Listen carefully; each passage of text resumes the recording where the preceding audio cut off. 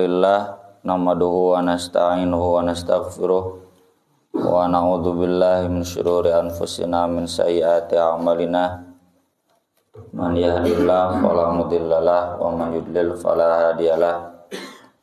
Asyhadu an la ilaha illallah wahdahu la syarikalah wa asyhadu anna Muhammadan abduhu wa rasuluhu alladzi la nabiyya wa la rasula ba'dah. Allahumma sholli wa sallim wa barik ala Muhammad wa ala alihi wa sahbihi wa man tabi'ahum bi ihsan, amma ba'd. Halaman 1024 nomor 1732. Hadis-hadis yang akan kita bahas ini tentang keistimewaan kabilah-kabilah kecil, kabilah-kabilah minoritas yang ada di Arab. Yang pertama dari Abu Hurairah radhiyallahu anna Rasulullah sallallahu alaihi wasallam maqal aslam salamallah wa ghifar ghafarallahu laha. Kabilah Aslam Allah telah menyelamatkannya, dan kabilah Ghifar Allah telah mengampuninya. Amma inni lam aqulha walakin qala Allah azza wa jalla.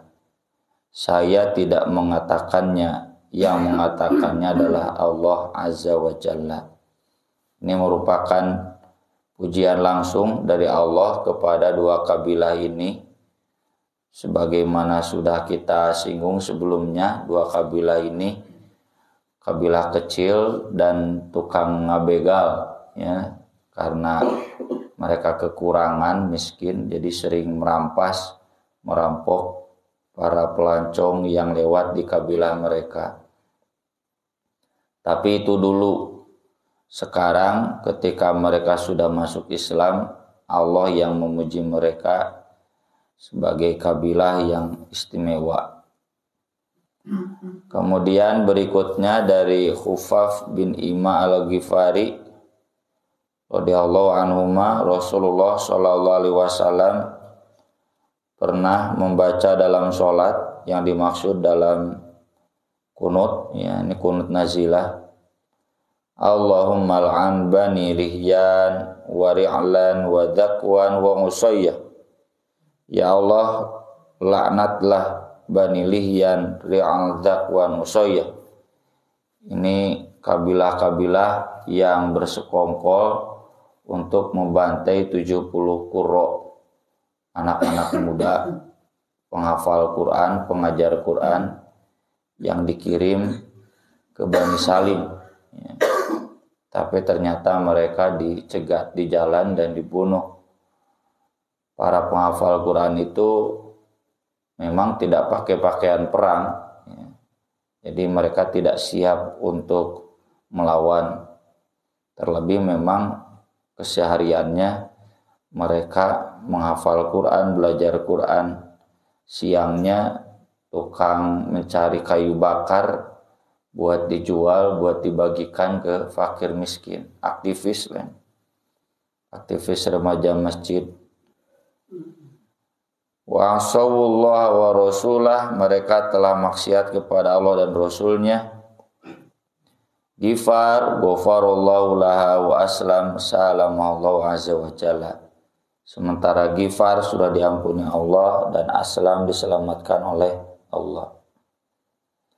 Tapi kunut nazilah ini cuma 1 bulan karena keburu datang firman Allah Ta'ala, laisa laka minal amri syai'un aw yatuba alaihim aw yu'adzibahum fa innahum zalimun. Nabi tidak berhak untuk terus-terusan melaknat. Itu semuanya adalah wewenang Allah. Lillahi ma fis samawati wa ma fil ard yaghfiru liman yasha wa yu'adzibu may yasha. Maka kita pun, meskipun syariat kunut nazilah bukan berarti hilang, ya, tidak boleh dalam waktu yang lama. Contoh ke Israel terus, ya, dari dulu, dari tahun 48 sampai sekarang melaknat dalam kunut nazilah nggak boleh. Cukup ketika mereka berbuat sewenang-wenangnya, melebihi kesewenang-wenangannya. Lebih kayak lagi sewenang-wenang Israel. Tapi ada kalanya kurang ajar kayak kemarin menembaki jamaah Masjidil Aqsa. Nah, boleh kita lanjut, atau menggusur satu perkampungan dengan cara membabi buta, boleh kita laknat.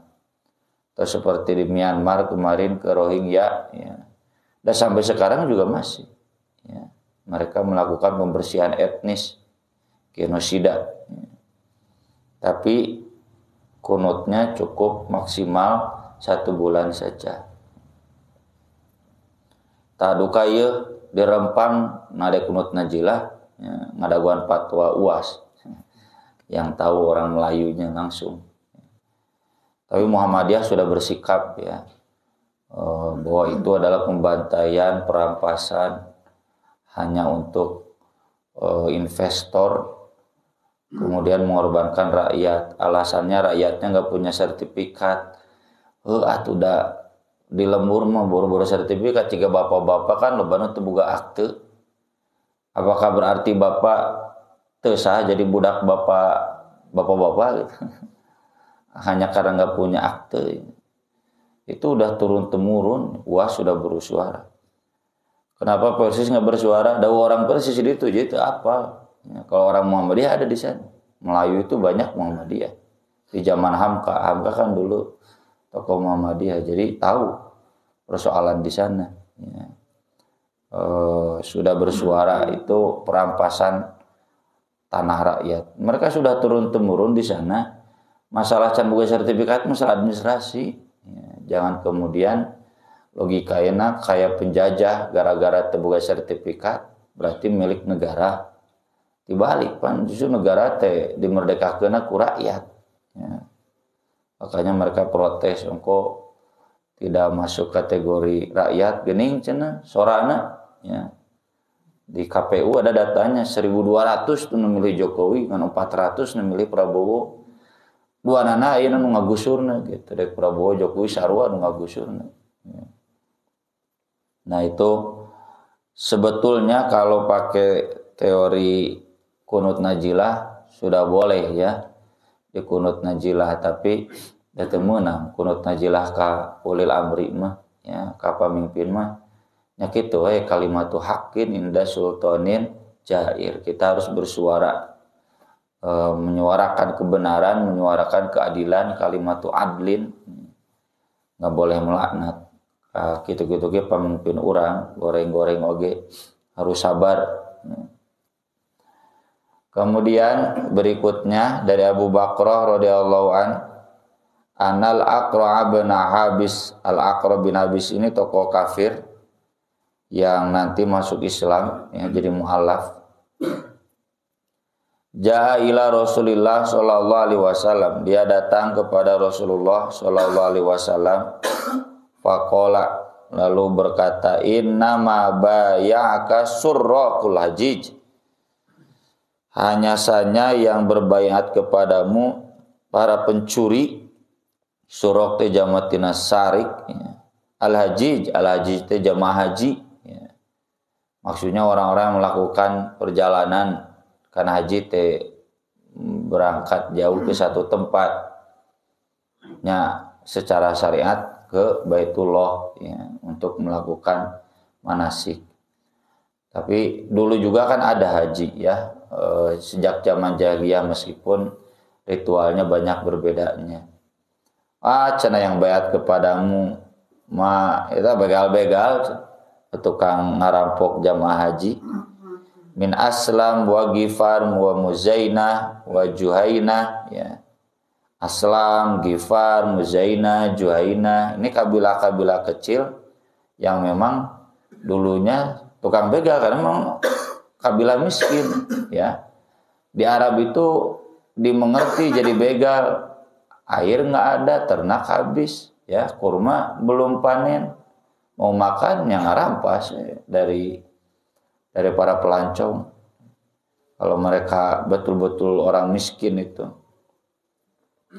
Faqala Rasulullah sallallahu alaihi wasallam, lalu Rasulullah sallallahu alaihi wasallam bersabda, ara'aita in kana Aslam wa Ghifar wa Muzainah wa Juhainah khairan min Bani Tamim wa Bani Amir wa Asad wa Ghatafan. Bagaimana kalau menurut kamu Aslam, Ghifar, Muzainah, Juhainah itu ternyata lebih baik daripada Bani Tamim. Bani Tamim kabilah besar.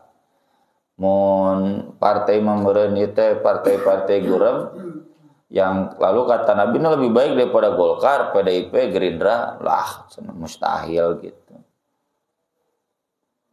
Atau kalau ngukur kota, ini kota-kota kecil ya kayak apa Cimahi, Sidoarjo, Nulaletik ya, Sumedang lebih baik daripada Bandung, Jakarta, Semarang, Surabaya.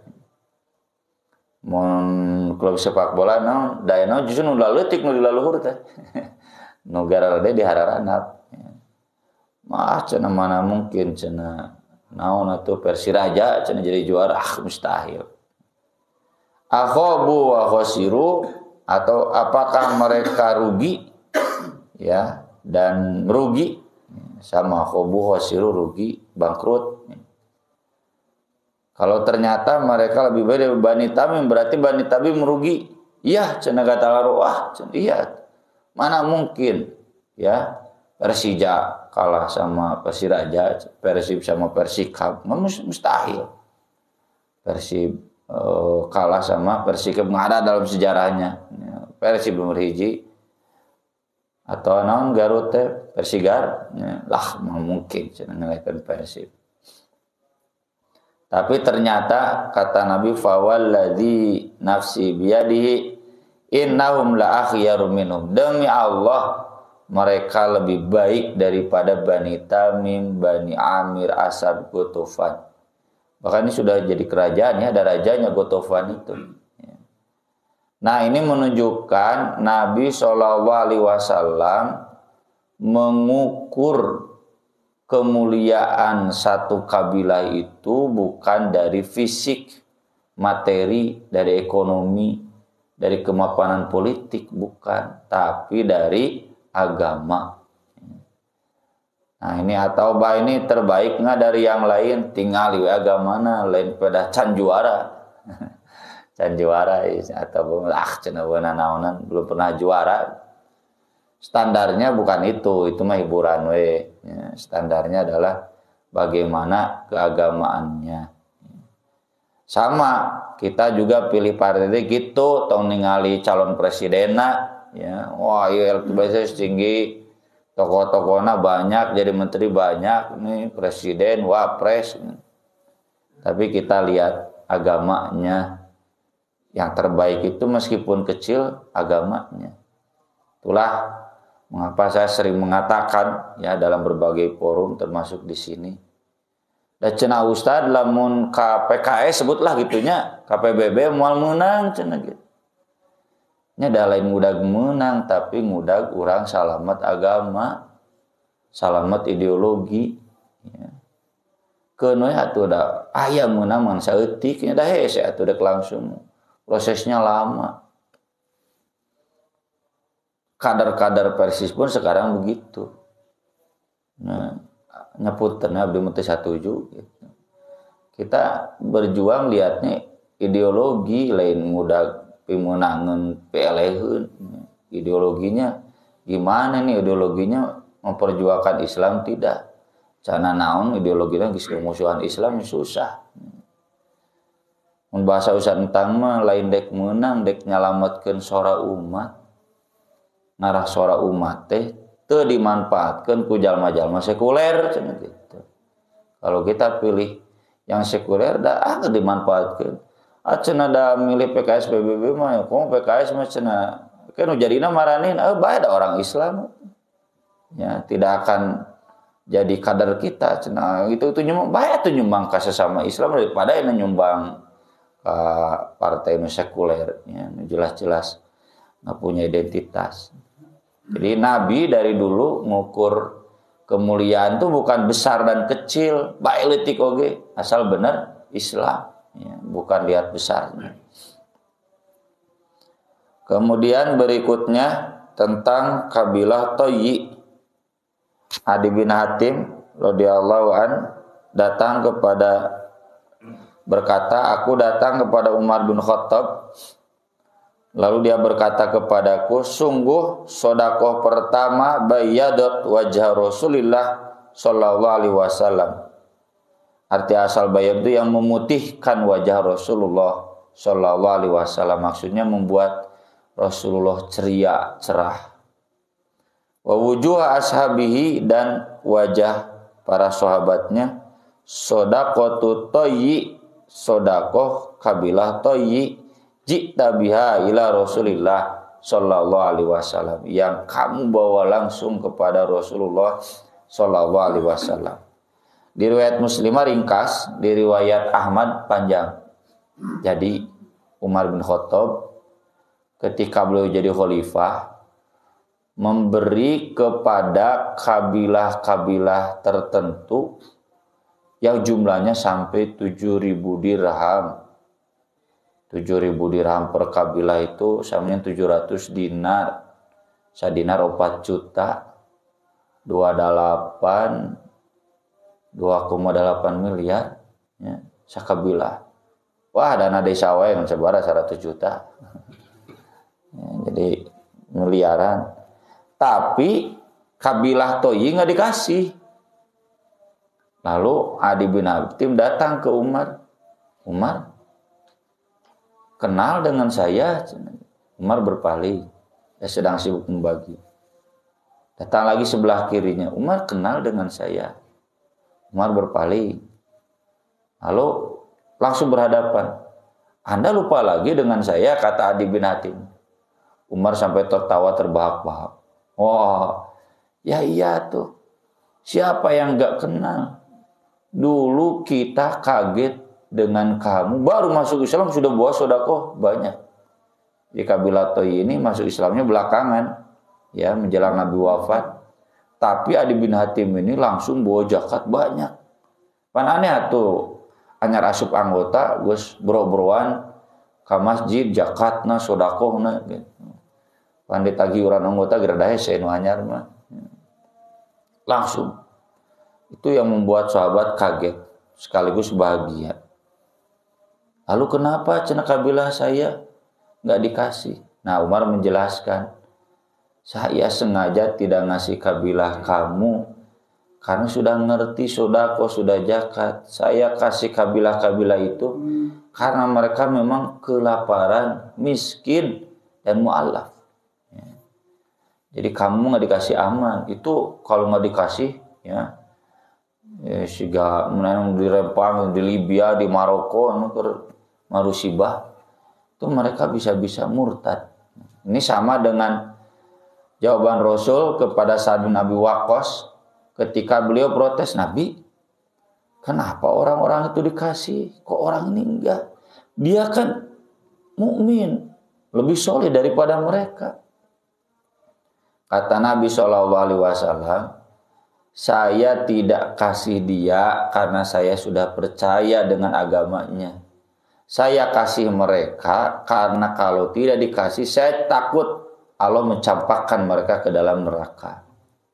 Maksudnya, ini orang ini gak dikasih, geus da percaya agama na kuat, tadi berege moal mata kunung, tidak akan murtad. Tapi kalau orang-orang ini gak dikasih, mereka akan murtad. Nah, ini jadi menunjukkan ya bahwa kadang skala prioritas memberi itu bukan karena kesolehan, tapi karena ketidaksolehan. Bapak-bapak anu soleh mun teu kabere tong protes. Alhamdulillah berarti dihitungna soleh. Nah, cenah itu dibere dua saya hiji, itu mau mualaf. Mun teu dibere loba protes. Bapak mah panis jadi pejuang, ya, mun teu dibere loba ge moal protes. Itu harus dipahami ya kalau pimpinan mengeluarkan kebijakan seperti itu. Kemudian berikutnya tentang kabilah Daus. Daus ini sudah pernah kita singgung ya. nanti ciri kiamat itu terkait Daus. Kabilah yang di hari kiamat akan menyembah kembali berhala. Ibu-ibu lagi kebanyakan. Abu Hurairah menjelaskan, Tufail dan para sahabatnya datang kepada Nabi SAW, lalu laporan, ya Rasulullah, inna dausan qad kafarat wa abat. Kau bila Daus sudah didakwahi, mereka malah kafir dan menolak, malah melawan. Fad'ullah alaiha, doakan saja keburukan buat mereka. Kalau Allah berarti laknat. Faqila halakat Daus, binasakan Daus. Faqala, lalu kata Nabi, Allahumma hdi Dausan wa'ti bihim. Ya Allah, berikanlah hidayah kepada kaum Daus dan bawalah mereka dan datangkanlah kepada mereka hidayah. Inilah pilihan Nabi ke semua kabilah-kabilah Arab yang tidak melawan, cukup mendoakan. Itu yang diperangi eta mah nu ngalawan. Kan Nabi itu selalu berpesan kepada komandan perang 3. 1, kamu datang dakwahi. Kalau mereka masuk Islam, ajarkan sholat dan zakat. Kalau mereka nggak mau masuk Islam, pungut jizyah. Jizyah itu sebagai bukti mereka siap tunduk, tidak akan memerangi umat Islam. Kalau mereka nggak mau jizyah, maka berarti mereka ngajak perang. Ya. Dan kebetulan semua kabilah-kabilah yang tidak mau itu, yang Nabi kirim pasukan perang itu, mereka memang sudah nyerang duluan.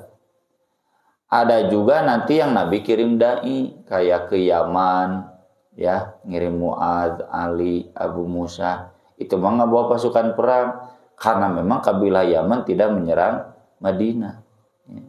Nah, kalau yang Nabi kirim pasukan perang, itu karena mereka menyerang duluan, mengganggu di jalan kaum muslimin, serang, begal. Maka Nabi kirim pasukan dan tetap pesennya dakwah dulu, jizyah dulu. Nah, ini Daus kenapa nggak diserang? Karena mereka nggak menyerang, nggak mengganggu kaum muslimin. Ya, gambarannya lah, kaum muslimin satu ibaratnya kabilah orang Jawa gitu, atau mana PDIP pemenang, kemana-mana wah sama kayak seragam PDIP aman, wani-wani nggak ganggu PDIP, sarojeng nggak ganggu pemerintah, siap dikirim tentara. Nah, kaum muslimin di zaman itu juga sudah seperti itu. Kabilah-kabilah yang belum masuk Islam segan mengganggu. Jadi mun aya nu wani ngaganggu teh kabina-bina gitu. Makanya Nabi kirim pasukan. Kalau kabilah itu nggak mengganggu, cukup dikirim dai. Kalau dainya kemudian laporan nggak mau, ya udah didoakan saja. Kecuali kalau mereka menyerang, maka balik diserang. Kemudian hadis berikutnya tentang Bani Tamim. Ini Bani Tamim yang tadi disebutkan oleh Al-Aqra lebih mulia daripada kabilah-kabilah kecil. Memang awalnya mereka belum masuk Islam, tapi kemudian mereka masuk Islam. Dan Abu Hurairah di sini menjelaskan, la azal uhibbu Bani Tamim min thalath. Saya akan senantiasa mencintai Bani Tamim karena 3 hal. Sami'tuhu min Rasulillah sallallahu alaihi wasallam. Sami'tu Rasulullah sallallahu alaihi wasallam yaqul. Karena aku mendengar 3 hal dari Rasulullah sallallahu alaihi wasallam. Yang pertama, hum asyaddu ummati 'ala dajjal. Mereka akan menjadi umatku yang paling keras, yang paling hebat, paling pemberani melawan Dajjal. Dalam riwayat lain fil malahim, malahim itu di perang akhir zaman. Ya. Ya nanti Dajjal itu kan pasukannya orang Yahudi, ya base camp-nya di Palestina. Semua nyebut Israel, Palestina. Ya. Dan nanti yang paling berani melawan itu adalah Bani Tamim. Berarti sampai sekarang Bani Tamim masih ada, ngan orang teu apal. Nanyana kudu ka orang Arab. Yang kedua, wajaat sodaqatuhum, lalu datang pernah kepada Nabi mereka menyetorkan zakat mereka. Faqala Nabi sallallahu alaihi wasallam, hadhihi sodaqatu qaumina, ini sedekah kaum kami. Karena Bani Tamim mun di Curug Kaluhur satu kabilah bertemu dengan kabilah Quraisy. Jadi Nabi memuji zakatnya seperti kabilah Nabi ya, seperti para sahabat as-sabiqunal awwalun.